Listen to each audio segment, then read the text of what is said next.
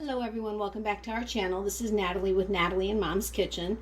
Today it's just going to be me working on this recipe, but I am bringing to you the no-bake cookies that I mentioned and teased you with on my other channel, Natalie's Closet, and we're going to see how this goes. This is the first time, other than when I did my hand sanitizer videos, this is the first time that I'm doing another interactive cooking recipe, or video I should say. So we'll see how it goes. As always, what I say and what I do is what I say and what I do. I don't edit out content. So we'll play it by ear. I have made these cookies once before, so that's a nice thing. I have only changed one ingredient, but I'll go over that with you guys. So hopefully I don't end up making any mistakes, because I'd be in deep trouble and would have to end up doing this a different day if that's the case, because I used up the last of our brown sugar. So anyway, bear with me. I'm hoping everything is in frame because of the setup that I have. I'm doing it a little bit differently than when I did the hand sanitizer, so that you can actually see better from up above what I'm doing. But it also makes it harder for me to see what it is that you guys are seeing. So this may prove to be interesting, but bear with me. I guess if worse comes to worse, I don't know, we'll figure it out. So bear with me if things aren't perfect this time around. This is, like I said, the first time I am doing an actual food recipe video with you guys. So these are all the ingredients that we have for the no-bake cookies. Now, I'm going to put the link in the description box below for where I got, where I got the recipe from.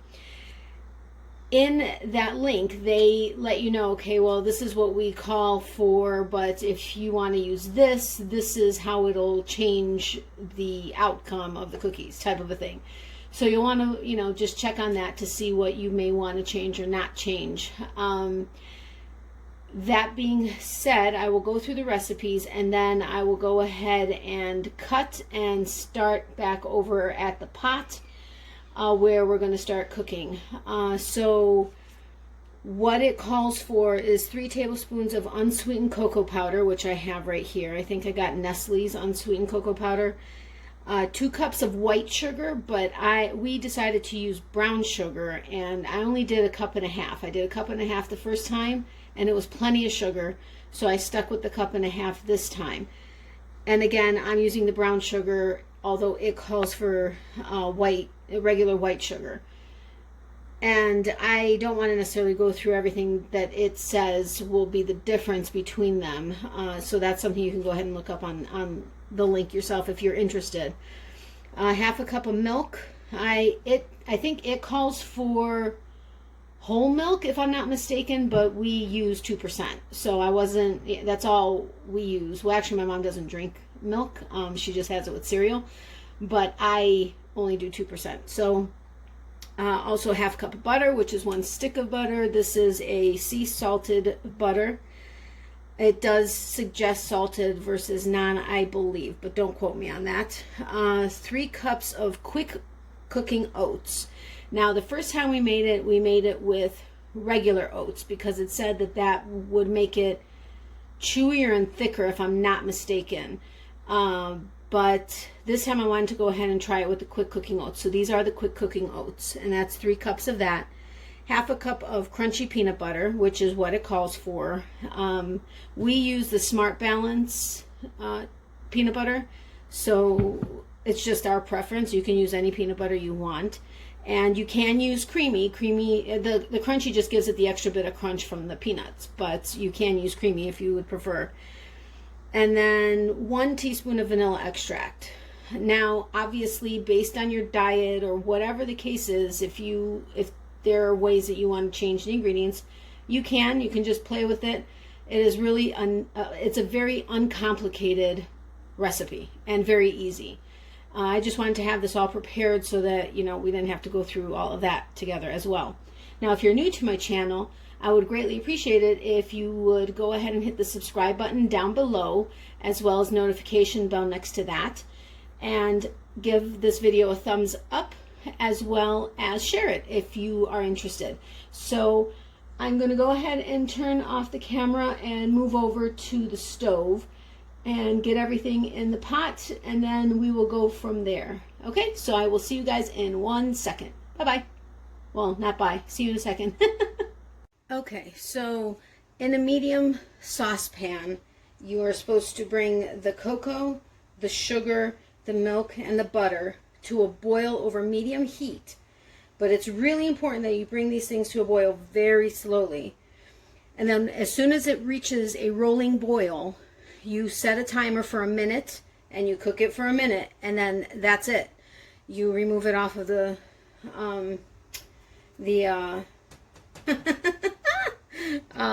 you know what I'm talking about, the burner. Geesh, guys, I can't believe that. Anyway, you pull it off the burner, but it's very important that you don't overcook this. Now, I let my butter sit out for a while, so it's already pretty soft. And I went ahead and I put the butter, the milk, the brown sugar, and the cocoa in here. I'm going to go ahead and turn it on to medium. I needed to make sure that I was actually doing the right burner, because last time I did the wrong burner. Anyway, I just want to mix in the cocoa and the sugar a little bit. So this may take a minute, but I want you guys to see it once it actually reaches the rolling boil. So I would love to hear your thoughts or ideas or anything else, or if you guys have any kind of great cookie recipes or easy cookie easy would be great. But if you guys have any family recipes for cookies or anything, I'd love it if you guys would share it down in the description box. I'm sorry, in the comment section below. And you know, let me know it's been in our family for however long, or this is something I just happen to think up, or you know, whatever the case is. I would love to be able to learn from you guys as well and see if there are any other great recipes that, you know, come out of this. But this one, my mom actually found this recipe online, I think, or she may have even been on Facebook. Can't really remember, but she's like, oh, you know, this looks really interesting. We should go ahead and try it. I mean, it looks really easy and it's no bake. And so I went ahead, I got all the ingredients, and I was like, you know what, this seems really easy. So we do also have these, I don't know that they're not energy bars in the sense that you're putting like any kind of energy powder into it or anything like that, but the combination, I guess, of all the ingredients that are in it are maybe considered energy bar or energy, but we make them into little balls. I think they're actually called energy balls, if I'm not mistaken. But as soon as we find the recipe, that's where our problem has been. We haven't been able to find the recipe again. But as soon as we find the recipe, that'll be one of the things that I go ahead and do, because they are delicious. Yes, I emphasized delicious. But I'm just making sure to keep stirring it. I mean, you don't need to stir it the entire time, but I am trying to make sure that you know, everything does get evenly melted so that, you know, it just boils nice and evenly.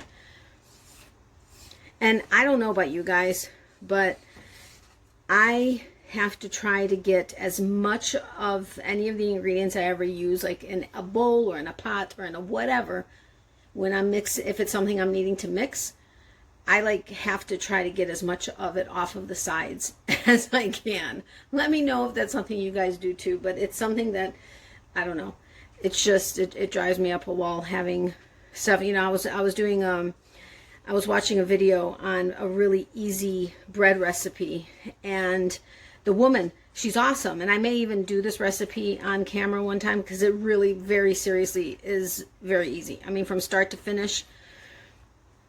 From mixing in the ingredients to having bread on your plate, it could be as fast as, I think, like 3.5 hours. Ours, we did it, it was like 5.5 hours, because we let it rise for a little bit longer. But it's very seriously the easiest bread recipe, and it came out, it was delicious. I mean, it was really good. I mean, it was very minimal. There were minimal amount of ingredients in it, so I'm sure we could probably have found a slightly tastier bread, but it was really good. Anyway, when she mixed up her ingredients in her bowl, the amount of dough, like ingredients that she didn't actually mix into the dough and was left on the side of the bowl, I was like, oh my God, you have to scrape that off. You got to scrape that off. I'm really not OCD, but there are certain things that just, I don't know, drive me crazy when I'm doing it. I mean, if somebody else doesn't want to do it, that's fine, whatever. Don't do it. It's your, your thing. But for me, I would love to know if anybody else is like that, though. I have a funny feeling I may know of at least 2 people. I'd be surprised if they weren't like that. You guys probably know who I'm talking about. But so anyway, you keep it on a medium heat so that it can go ahead and boil slowly. And then once it reaches a rolling boil, which means you actually see the bubbles rolling, you go ahead and put a timer on for a minute, which I have our handy dandy timer set for a minute, I think. Oops. Yeah, I do. So as soon as it starts to rolling boil, is that right? As soon as it starts to roll, I'll go ahead and hit the timer. And it doesn't, I remember having read somewhere, because somebody else had posted it looked identical, but the write-up was different. And I think I remember having read somewhere that once it is rolling, once it's, oh my gosh, you know what I'm saying. Once it's rolling, you do want to fairly consistently mix it. You don't want it to just sit there. So I don't know if you can see because I'm not totally zoomed in, but do you see how it's starting to roll? I'm going to let it roll a little bit more so that it really gets active.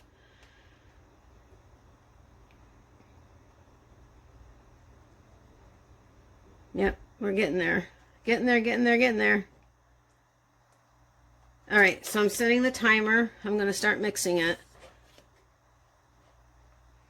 I mean, I'm telling you guys, this recipe is really easy. I mean, I think the longest thing is getting all the ingredients together and spooning them out onto the cookie sheets. Seriously, I think that's what takes the longest. Well, I guess also mixing in the oatmeal as well, because it gets a little thick, and then you're supposed to let it sit and cool for a minute, but we'll go over that in a second. I did not turn down the temperature. I'm just letting it go. We've got about 15 more seconds, but as I'm mixing it, it's and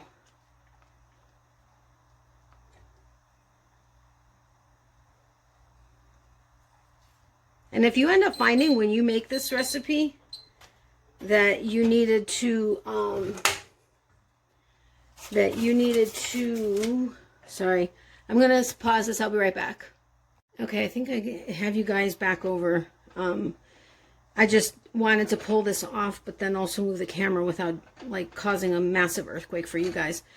If you guys ever find that it came out better if you let it boil a little bit, got a little bit more of a rolling boil to it, or whatever the case may be. If you make adjustments to it at all and you find that it makes it better or whatever the case may be, please let me know. I would love to hear that.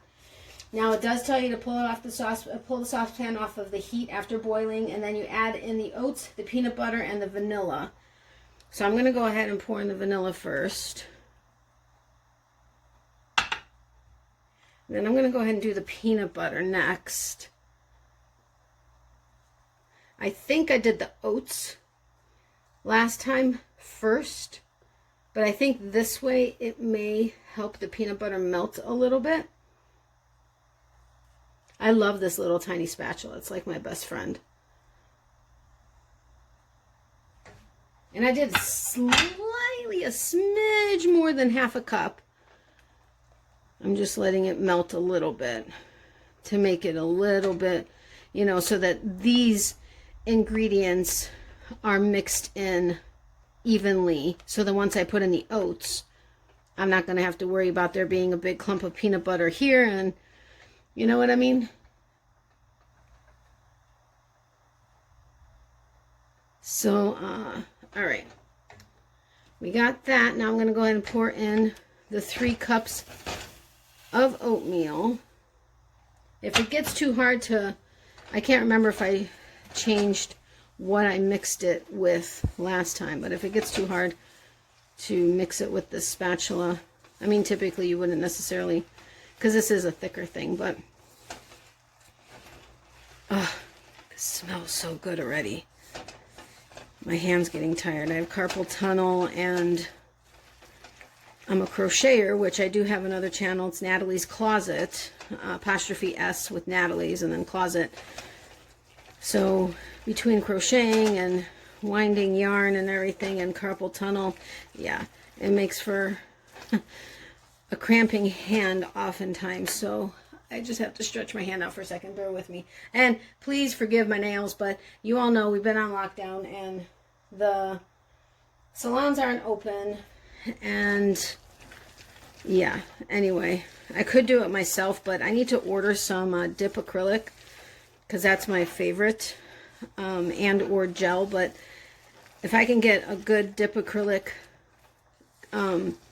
set that doesn't require like lights or anything, that would be great. Except for on my nails, for some reason, I mean, my body is just different in so many ways. But when I'm at the salon and I do the dip acrylic, for whatever reason, I always have to have a gel top coat in order for things to work, which of course then we end up doing the UV light and whatever. But all right, so I went ahead, you mix it well, you allow the mixture to cool for about a minute, and then you drop it by teaspoonfuls onto wax paper.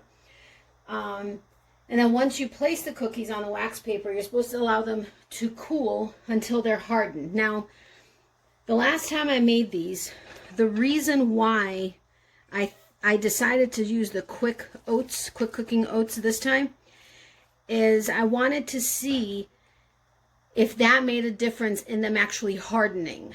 I spooned them out onto a cookie sheet with wax paper, and then we went ahead and put it in the refrigerator to help them harden or to cool, because I mean, we live in Florida and yes, we have the AC on, but we don't keep it that cold in here. So we wanted to just help it along a little, and it does suggest that you can do that. But we put them in the fridge for quite a while, and they were formed. They were formed as a cookie, but they were a little tacky. Not a lot, but just slightly tacky. And then as soon as they started to warm up in the air, they got a little softer, which is fine. They're still delicious, but I wanted to see if for whatever reason the quick cook oats made a difference. That's why I wanted to go ahead and do this recipe that way with you guys so that I can see what happens. But all right, so I think, sorry, I don't mean to bang.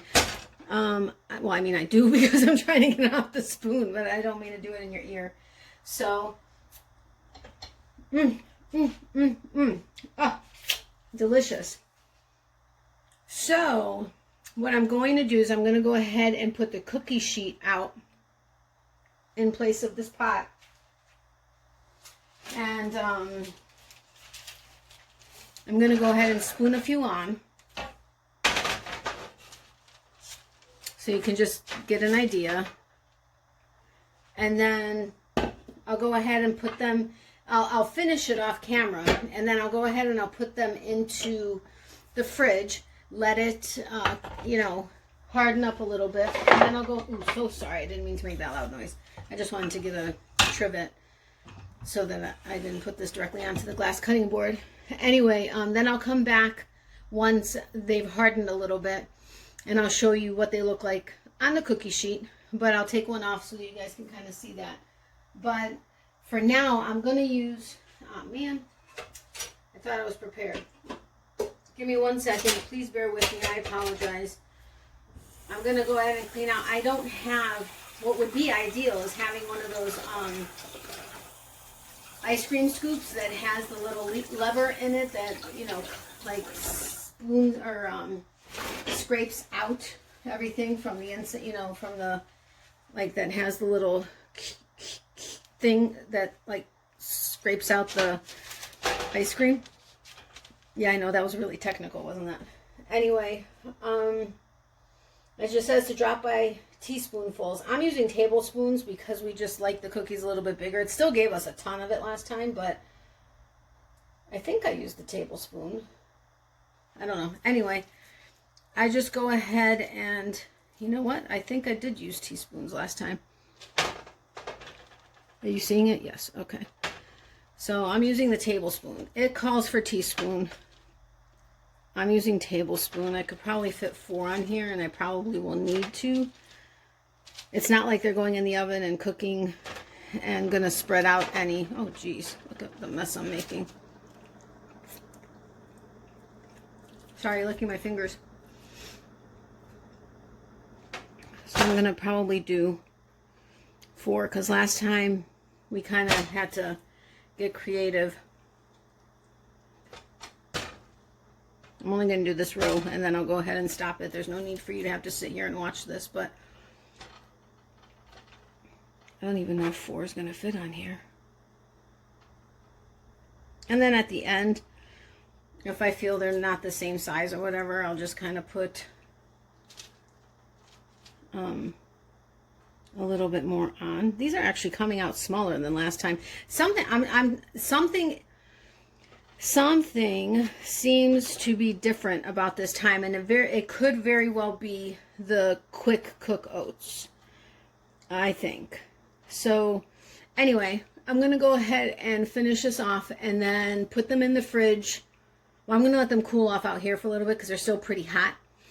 I'm going to let them cool off a bit, and then I'm going to put them in the fridge to harden a little, and then I will come back and show you the final result. Is that right? Yeah, all right. I'll see you guys soon. Bye. Okay, so they were in the fridge, I'm going to say probably about an hour-ish, roughly. Now, one thing I have to say, I was watching the other segments of the videos, and I don't know what happened because the first video with the ingredients, it was filming correctly, landscape, and then I never moved the camera at all, but the next 2 segments recorded portrait or vertically. So I'm going to be working with my editing software to see if I can go ahead and fix that. I've never really tried to, so I don't know what I have to do it, but if not, this is going to be an interesting first food recipe for you guys, because it's going to switch from being horizontal to vertical. So please forgive me for that. That is going to be, I guess, a whole video blooper. But anyway, so this is one of the cookie sheets. I have another one, and that's the one that I had started recording on, where I had the 3 and then I went to 4 in a row. But I will say my mom and I had one already, and there's definitely a different, I think it's easy, I don't want to say easier to chew, but with the regular or the traditional oatmeal, it was a lot chewier. Like it's like it was harder to chew through the oatmeal, versus with the quick one, I think going into the hot mixture, it just helped soften it a bit. So I actually like it a lot better with the quick cook oatmeal. So that's just an added tip for you guys. You guys can try it both ways if you want. It does suggest the quick cook oatmeal in the recipe. So that, I think, does make a difference. We have noticed that they are firmer than the last ones. I think they're going to get harder the longer they're in the fridge, but let's see. Well, this one I kind of had already pulled up. It still kind of sticks to the wax paper a little, but that's what it looks like. And you can see, I mean, I don't know if you can see, it is a little bit tacky on the bottom, and as the cookie in general, I mean, it's cold right now, but I don't want to say it's sticky, because it's not sticky, but they are delicious. I have to say, this time I did really enjoy it a lot more than, I mean, I loved them the first time, But like I said, with the quick cook oats, I think that made a difference. So like I said, I think they're going to harden up a little bit more as they stay in the fridge, but I think they just are always going to be a little tacky feeling. If you guys do anything different and yours don't come out that way and they like feel like a solid, I mean, they're not, I don't think they would ever feel like a what's the brand, the chocolate chip cookies. So anyway, you know, those are dry and solid. These are not dried. They are, you know, sticky, so to speak, but they're delicious. So I hope if you decide to make these that you love them as much as we do. And it's really, really, really a quick recipe. No bake, no fuss, no muss. And this batch made, I think, 38 cookies, if I'm not mistaken. It was 38 or 40 cookies. So, I mean, it's a great quantity of cookies, too. So, sorry, I'm licking my fingers.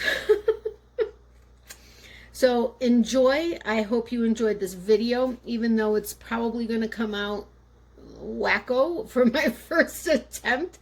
So, I do apologize to you guys for that. I really...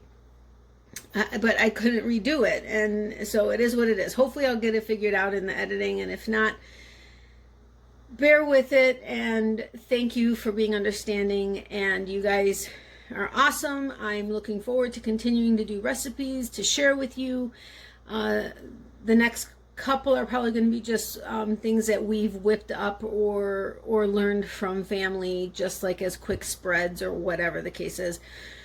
But if you have any recipes you'd like to share, make sure to do that in the comment section down below. My email address is in the description box as well. It's Natalie, the word and mom's kitchen at yahoo.com, but the link is in the description box below if you want to email me any kind of recipes you guys may have, or if there's something you'd like me to try on camera and share. Obviously, I'd give you guys credit. Go ahead and do so. If you have any comments or anything on this recipe, go ahead and leave it in the comment section below. I really, really appreciate it. If you are new to my channel, I would love it if you'd hit the subscribe button down below, as well as the notification bell next to that. Hit the like button and share the video. That would be awesome. And I will see you guys next week. My plan is to do one video a week, unless I'm able to do more than that. But I hope everybody had a happy Mother's Day for all you awesome mothers out there. And I will talk to you soon. Have a great day and a good rest of your weekend. It should get uploaded on Sunday, so you should still have the rest of your weekend to enjoy. But I will talk to you guys soon. Have a great day. Bye.